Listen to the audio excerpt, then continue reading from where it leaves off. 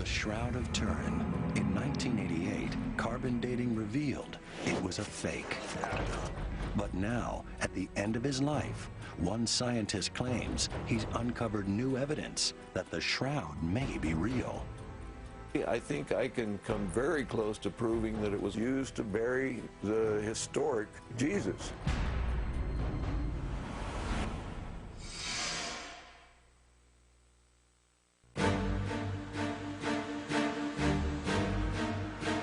On October 8, 1978, in the Italian city of Turin, an unprecedented event took place. The Shroud of Turin, one of the most mysterious objects in the Western world, was finally going to be examined by scientists. For 120 hours, the Shroud of Turin Research Project, or STURP, would run thousands of tests on this sacred 14-foot piece of linen, believed by many to be the burial cloth of Jesus Christ. We opened up Pandora's box and created a whole new group of questions. Many worried that what they would find might rock Christianity to its core. It's like the courtroom drama will say, it's real, and this is Jesus, or it's not, and it's a hoax, and you've all been defrauded, and by implication, religion and faith are a joke. One of the leading members of the STURP team was Ray Rogers, a highly respected chemist from the Los Alamos National Laboratory. Rogers was a man of science, not God, and yet he was absolutely captivated by the shroud.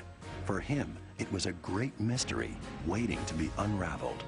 I don't believe in miracles that defy the laws of nature. The scientific journey that brought Rogers and dozens of other scientists to the Shroud of Turin began with an amateur photographer, Secondo Pia, who in 1898 took the very first photo of the shroud. A photo that revealed something no one had ever seen. When Secondo Pia makes this photograph, he almost dropped the plate. It scared him because he said, "My God, I was looking into the face of the Lord."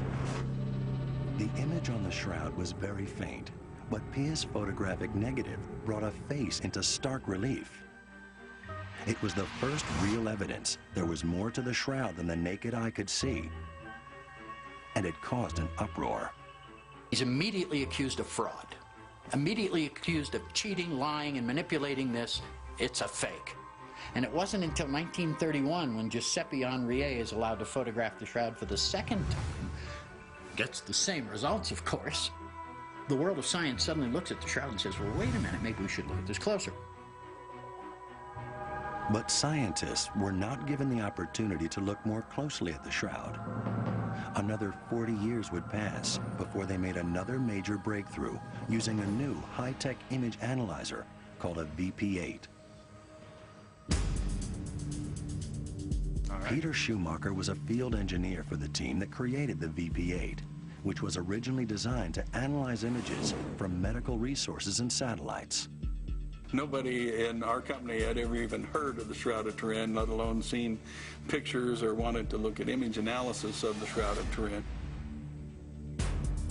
What the VP8 analyzer does is plot the light and dark areas of an image onto a 3D grid.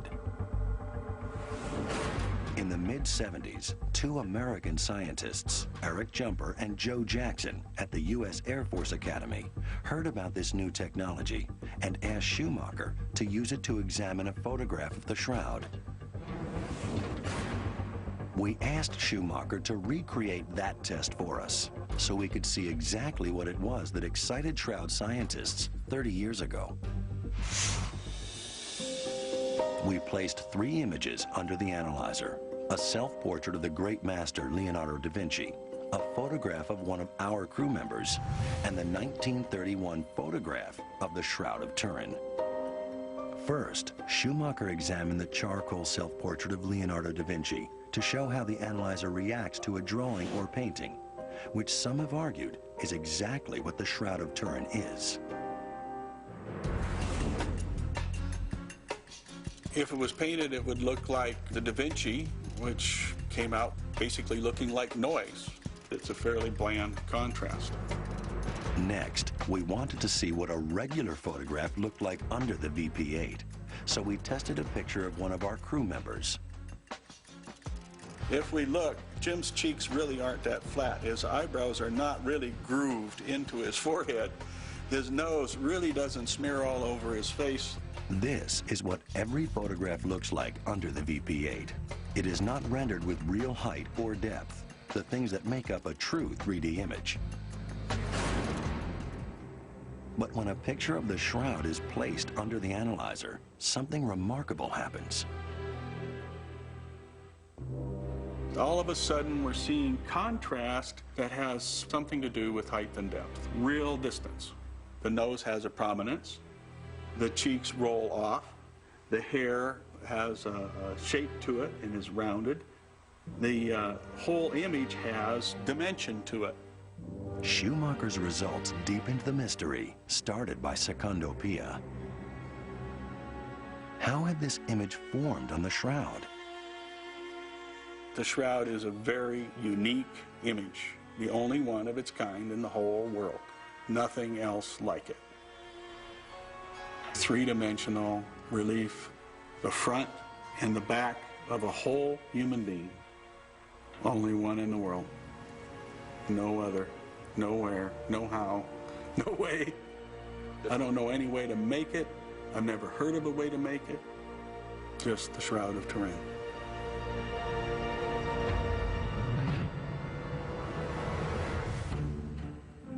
Armed with these results, Jumper and Jackson formed STIRP in 1977 and began the delicate dance of gaining access to the shroud. The VP8 was the catalyst that caused the formation of the STIRP team. They said, we should see if we can figure out how this image was formed. The biggest problem has always been access to the cloth itself. In the spring of 1978, despite the resistance of many in the Vatican, the Church said yes. The Church took a relatively enlightened view about the shroud. They have a lot of folks who believe, in fact, that it is truly the burial shroud of Christ and don't want anybody meddling with it. The other side of the coin is that if we don't let the scientists look at it, we'll never know what the truth is. Finally, when we were given our permission to examine the cloth, that science, for the first time really in history, could apply the real scientific method, not just photographs. In order to get access, STIRP could not propose any tests that would mark or cut pieces from the shroud. All these tests had to be non-destructive. Most of the local folks really didn't like us messing around with this holy object. The STIRP team was only given 5 days to examine the shroud. They worked literally around the clock to find out how the haunting image got on the cloth. Barry Schwartz was one of the few photojournalists permitted to record the event. There were spectral analyses done. Sam Pellicore had a spectrophotometer with him that he was using. There were a mosaic of photographs made. It was photographed with ultraviolet fluorescence photography. It was X-rayed using X-ray fluorescence and reflectance imaging. Ray Rogers' tests found that there were no pigments, no dyes, no binding agents typical of paint of any kind on the main body of the shroud, meaning the shroud could not have been painted or drawn. But the most fascinating revelation of all was the story told by the bloodstains on the shroud. When someone is tortured, as the Bible tells us Jesus was during his crucifixion, red blood cell walls are ruptured, releasing hemoglobin into the body. The hemoglobin is quickly broken down, creating high levels of bilirubin, and the wounds begin to clot.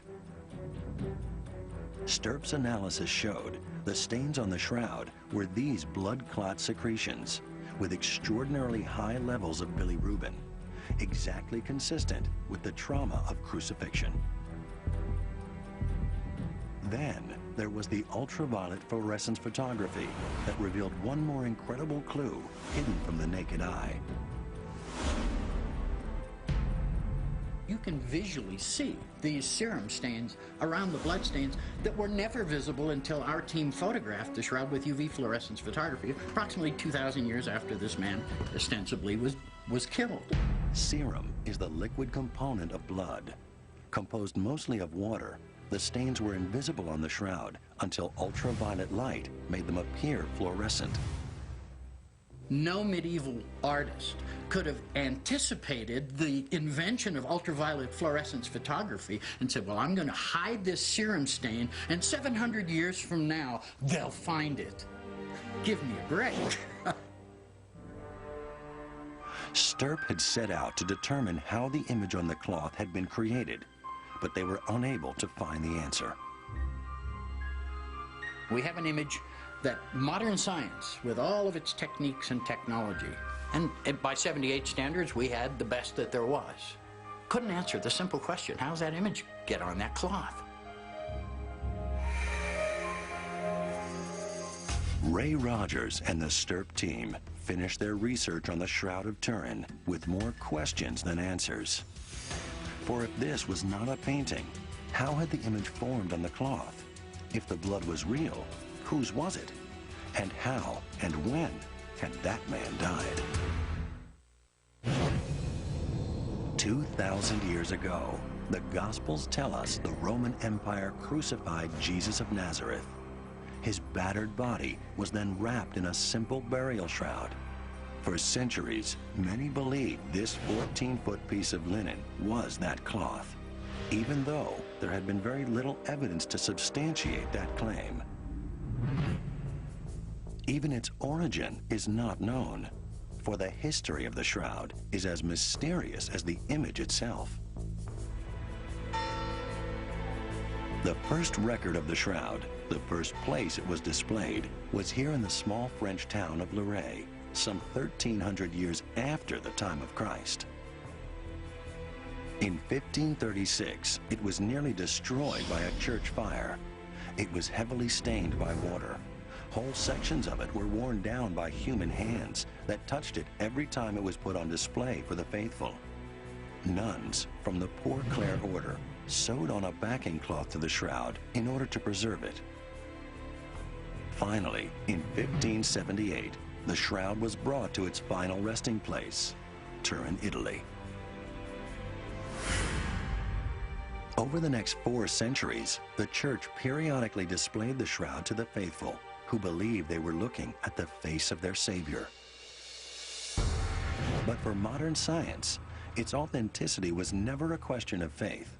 What mattered were facts. Stirp, the first scientific team to attack the problem, proved that the shroud was not a painting or a dyed relief. But for all their expertise, they could not say how the haunting image had been created. Many Stirp scientists did note, however, that the image was remarkably consistent with crucifixion. The bloodstains, the scourging, all seem to suggest the body of a crucified man. But is there any way to scientifically prove this? Crucifixion was a gruesome, drawn-out, and painful death, reserved for criminals and the lowest rung of Roman society.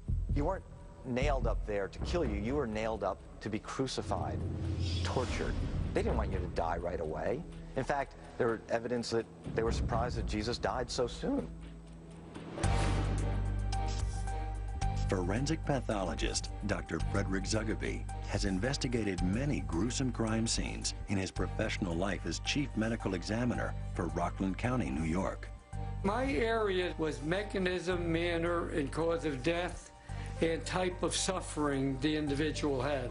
Dr. Zugaby's fascination with the pathology of crucifixion started in 1948 when he was still a college student.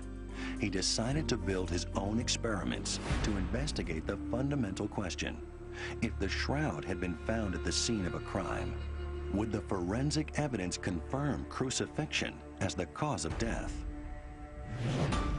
Okay. When Zugaby started his research, forensic knowledge of crucifixion was almost non-existent. Okay, and how's that? Dr. Zugaby had a cross built so that he could determine how crucifixion actually causes death. This experiment would help him analyze the forensic evidence on the shroud. The only available assumption at the time was that the victim suffocated from the weight of his own body. But Zugaby's experiments suggested otherwise. The cause of death was due to shock, which causes failure of the heart as a pump. Of more interest to Zugaby were the nails through the hand. The shroud shows a pool of blood near the wrists of the crucified man.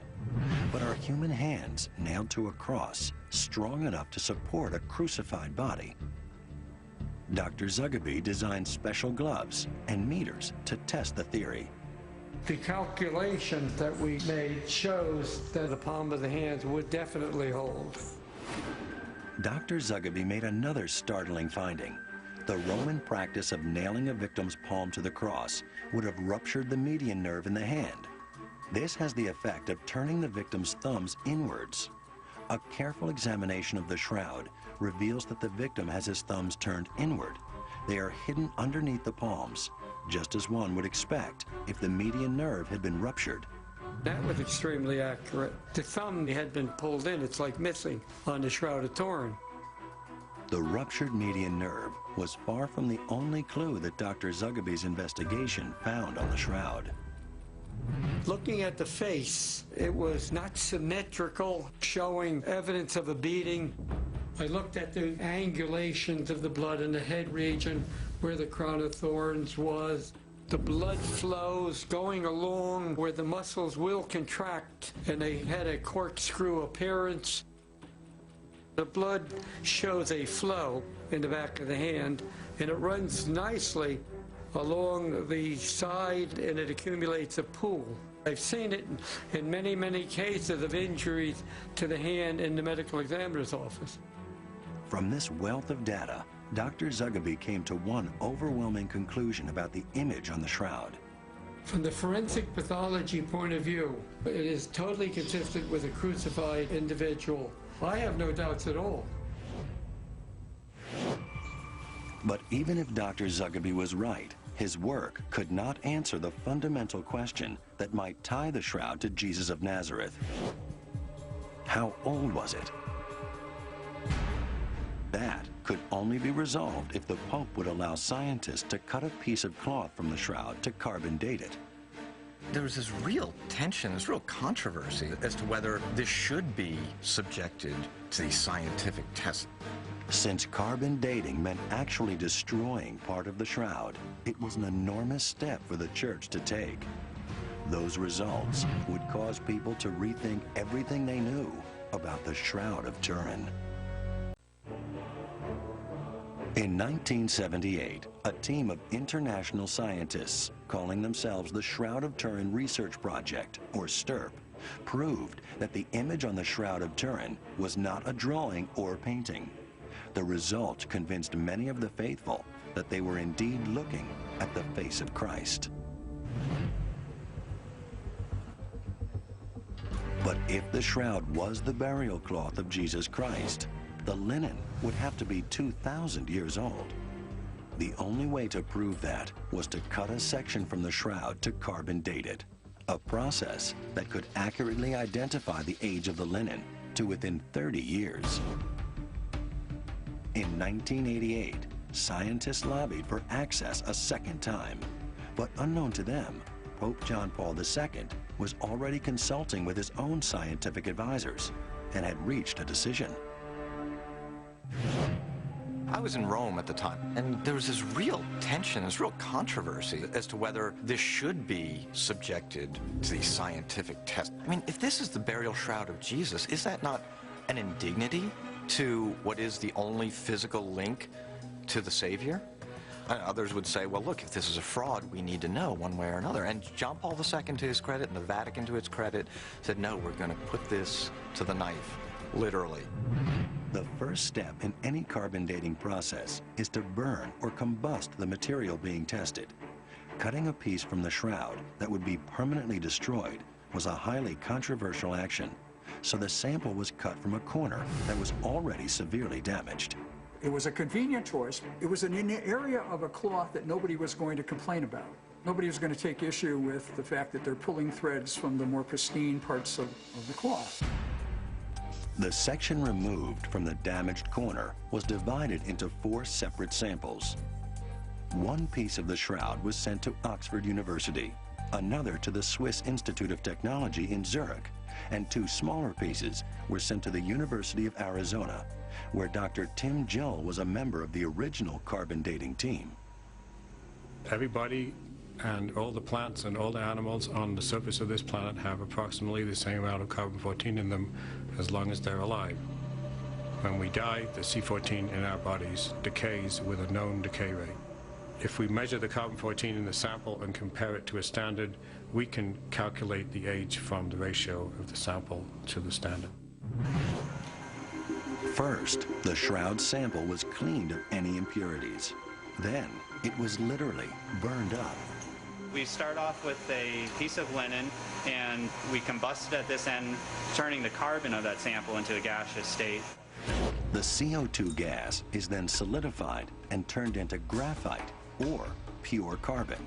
Each graphite sample is shot through an accelerating mass spectrometer, which can then count each individual carbon-14 atom. This particle detector can count 1 atom at a time. For a modern sample, we count upwards of 100 atoms per second. For an old sample, one that's close to 50,000 years, we may count 5 or 10 atoms in 2 minutes. From the number that passed through, scientists are able to accurately find a date. For the Shroud of Turin test, each lab worked secretly and independently of the other, and yet each came up with the same range of dates. We wanted to make sure we were right, so we measured it more times than we would regularly, and we knew that it wouldn't be 2,000 years old after 5 minutes. The Shroud of Turin turned out to be a medieval sample from the 14th century, and that's what the radiocarbon date shows. The shroud was dated between 1260 and 1390. The carbon dating was a stunning revelation, making headlines around the globe. The scientific facts were in. The Shroud of Turin could not be the burial cloth of Jesus of Nazareth.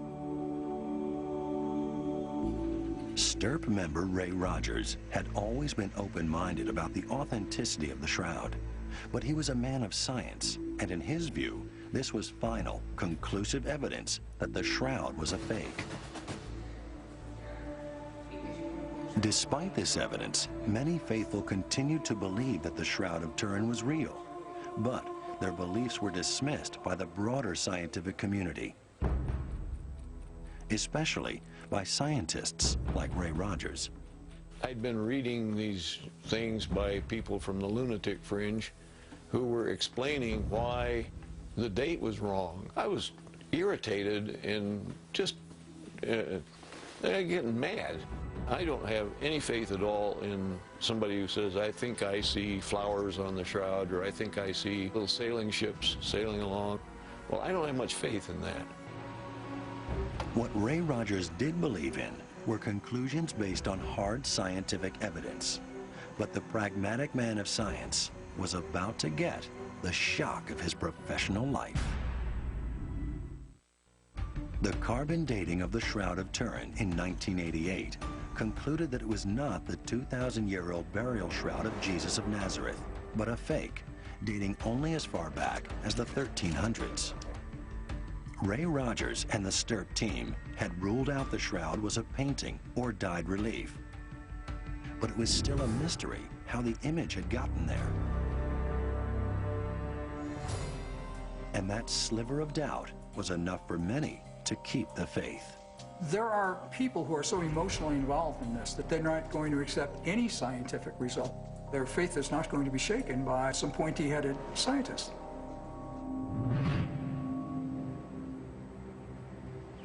Sue Benford and her husband Joe Marino are among those who believe the shroud is real. I'd never heard of the shroud before 1997. I was flipping channels and saw the face on the TV, and there was something very knowing that I had that was really Jesus's face. Benford says that this vision inspired them to find proof that the carbon dating results were wrong. Both acknowledge that they are not scientists and that they have no scientific background or accreditations.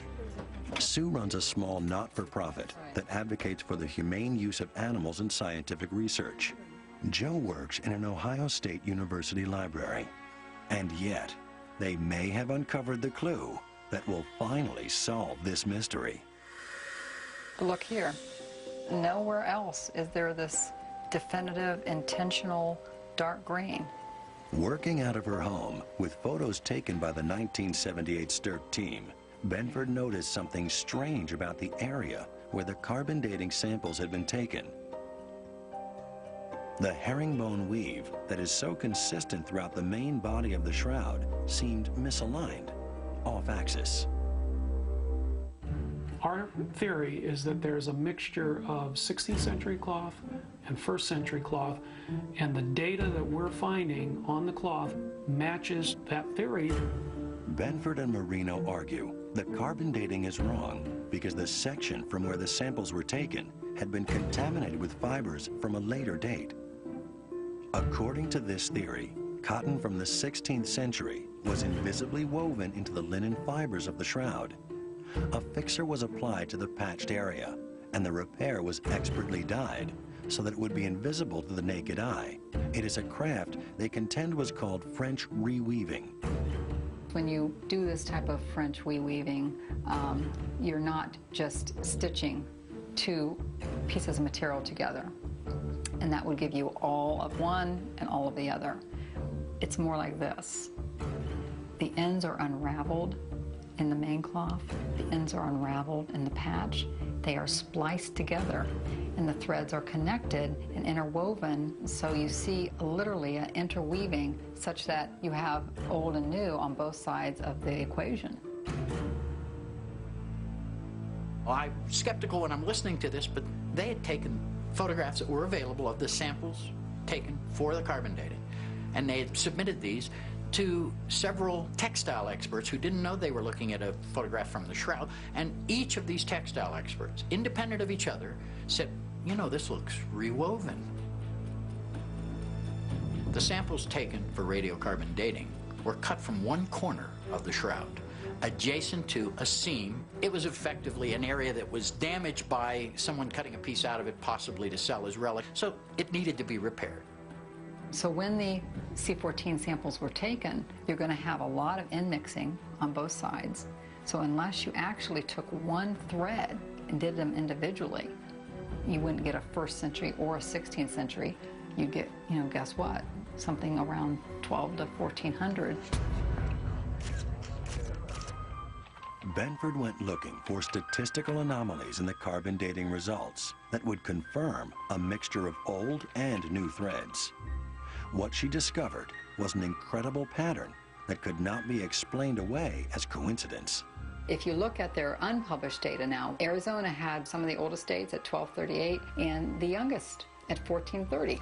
And you think, were they really 200 years off in their lab? Well, perhaps it's because of material they took from both of their different sides. Now, we don't know that for sure, and they haven't confirmed that. But that's interesting. Oxford is the next oldest, and they're the closest to this side with the most main 1st century material. Zurich is in the middle, and guess what? They have the middle amount, and they have the middle date. In 2000, Benford and Marino presented a paper in Orvieto, Italy, detailing their theory that medieval cotton had been introduced into the damaged corner of the shroud. Not surprisingly, it was immediately dismissed by the scientific community. One scientist in particular was outraged. One of the things Ray had a problem with was the fact these weren't scientists, and he didn't take them very seriously. I think he lumped us in with the lunatic fringe at that time, and probably for many times beyond that. I had given up on the shroud, and this was about the same time that the lunatic fringe were coming up with an infinite number of ways the date could be wrong, and this was just the last straw. I got a call from Ray, and he goes, what the hell is this? This is nonsense. I can prove these people wrong in 5 minutes. And I said, well, Ray, go for it. But when Ray Rogers went into his lab, he was shocked by what he found. In his opinion, Sue Benford and Joe Marino were right. In 1988, science declared that it was impossible for the Shroud of Turin to be the burial cloth of Jesus Christ. It was only 700 years old. Sue Benford and Joe Marino offered the first real challenge to the carbon dating results. They believed that they had proved the carbon dating wrong because the section from where the samples were taken had been tainted with 16th century cotton fibers. Chemist Ray Rogers, an original STIRP member, thought the Benford-Marino theory was wildly implausible. He just didn't buy it. He said, that's nonsense. It can't be true. He was the gunfighter of STIRP. He was one of those guys that if he didn't like what you were saying, he'd have pulled out his 6-shooter and fired off 6 before he had a chance to take a breath. He was not very tolerant, especially of people doing bad science. It sounds far-fetched. I mean, it does sound extremely convenient. You know, I didn't believe it myself when I came up with it. Rogers was in a unique position to confirm or dismiss Benford and Marino's theory. Ray had in his possession, from 1978, the tape samples lifted from the surface of the shroud. But remember, those were not big fibers. Those were fibrils taken from the surface. He also had some samples that were taken from the shroud by Professor Reyes, who took samples in 1973 from a corner that was immediately adjacent to the area taken for carbon dating. What few realized was that Ray Rogers was in a race against time. He was losing a long battle with cancer.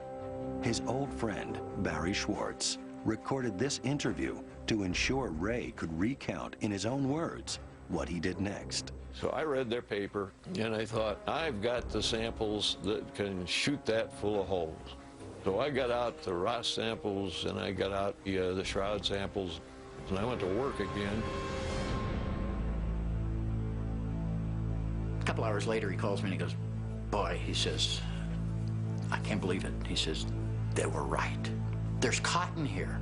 He says, there's no cotton in the rest of the shroud, but there's cotton interwoven here. They must be right. No one was more shocked than Rogers himself. His initial observation seemed to confirm Benford and Marino's hypothesis. But he knew to be absolutely certain he needed to examine the threads that were carbon dated.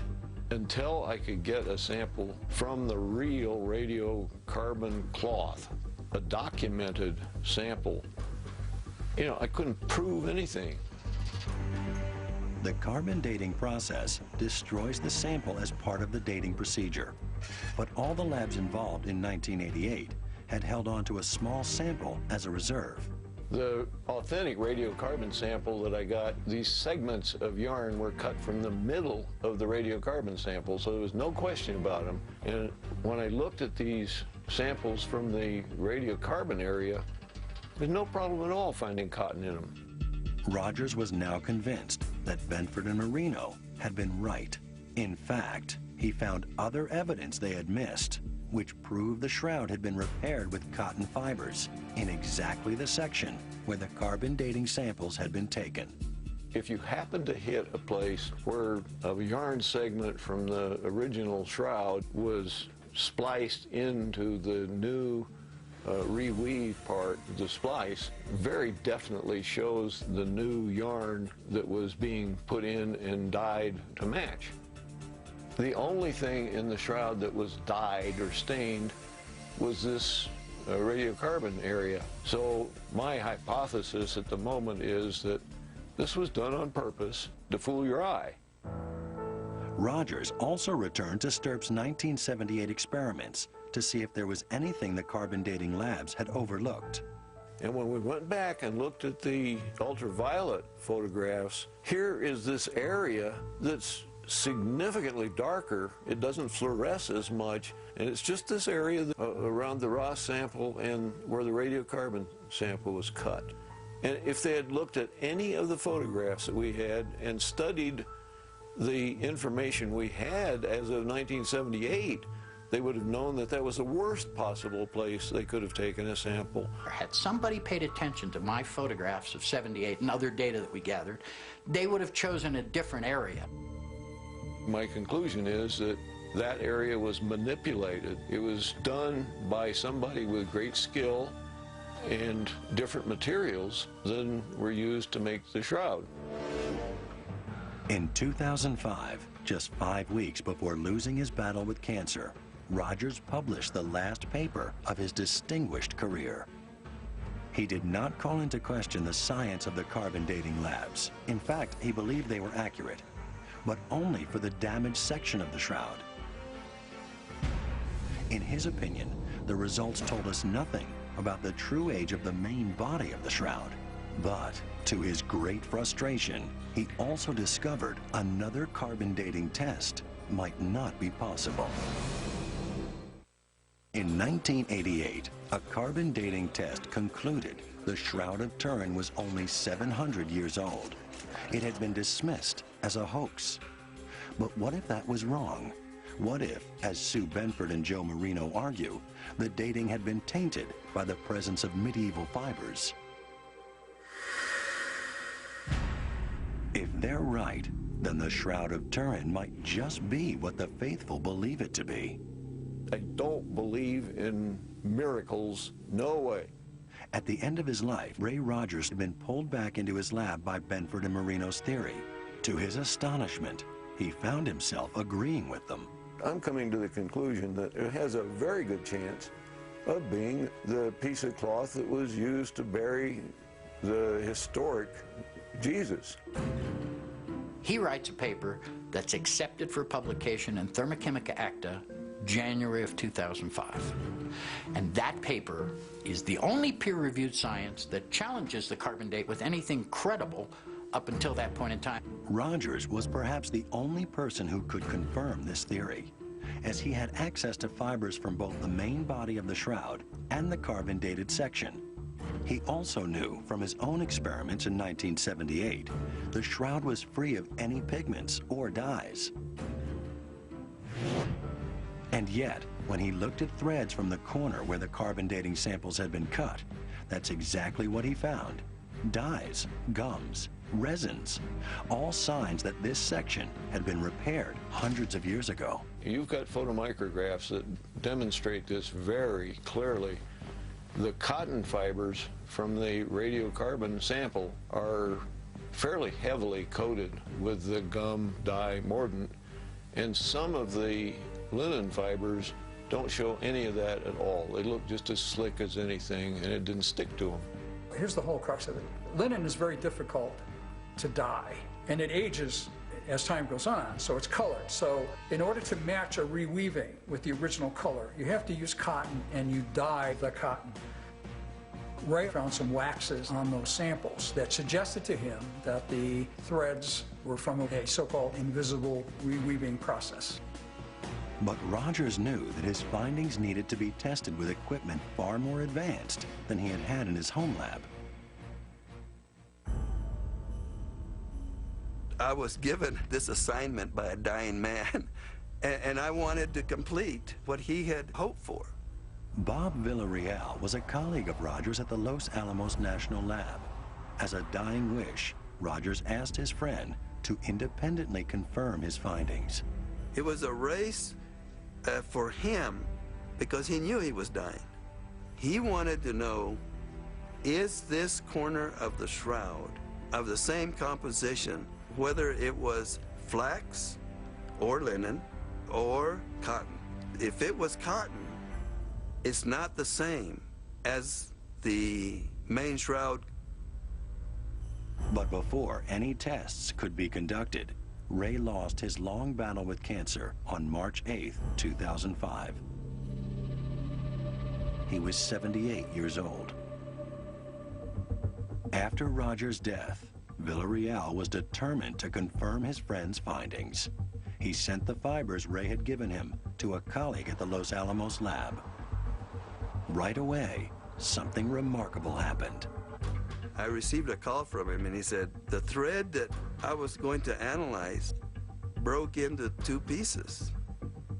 is God going to be mad at me? The threads turned out to be two separate pieces woven together, just as Benford and Marino predicted.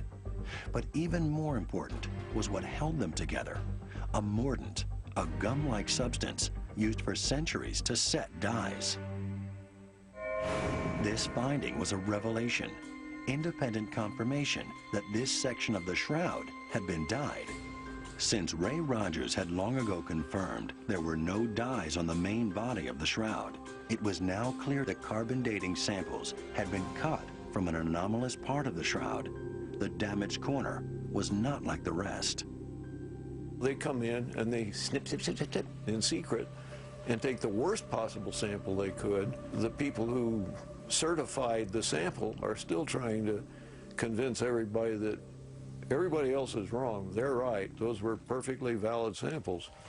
In the last months of his life, Rogers became a strong advocate for another carbon dating. But sadly, he also believed that this was no longer possible. For even if the age-old problem of access could be solved, there was another much bigger problem: the way the Shroud of Turin had been preserved. Ray Rogers talked about the fact that the box in which the shroud was kept, the reliquary, was treated with thymol, which is a chemical that kills anything alive, bugs, anything, bacteria. That treatment of thymol could impact future carbon dating of the cloth. According to Rogers, by using a plant-based chemical, thymol, to clean the reliquary, they had inadvertently done permanent damage to the shroud. It was now contaminated with modern carbon atoms, making it impossible to accurately date. But before he died, Ray Rogers thought he had found a solution. The shroud had been damaged by fire in 1536, leaving 16 distinct burn marks, marks where samples could be taken. And since they were already pure carbon, they could easily be cleaned of thymol. You got carbon there that's been charred since 1532, and charred cloth is very impervious to any kind of attack. So it makes a real good dating sample. And best of all, these charred areas had already been collected from a 2002 restoration of the shroud. In 2002, they removed the backing cloth. They removed all of these patches. You see, like this charred area here? She snipped off the charred area from around these burnt holes, and they saved that. That's prime C14 stuff. You could date that. These carbon remnants might hold the key to finally solving the mystery of the Shroud of Turin. Some of Ray's colleagues have submitted a request to the Vatican for access to these burned samples to undertake a second carbon dating. The scientific world awaits another opportunity to find out if the shroud is the burial cloth of Jesus of Nazareth or an elaborate fake. But whatever the answer, it is almost certain the scientific debate over the Shroud of Turin will go on. If it isn't old enough to be the Shroud of Jesus, then I feel I'll have witnessed a miracle, because some medieval guy then will have created something that we can't even duplicate, nor can we fully explain, and I'd like to know how that was done.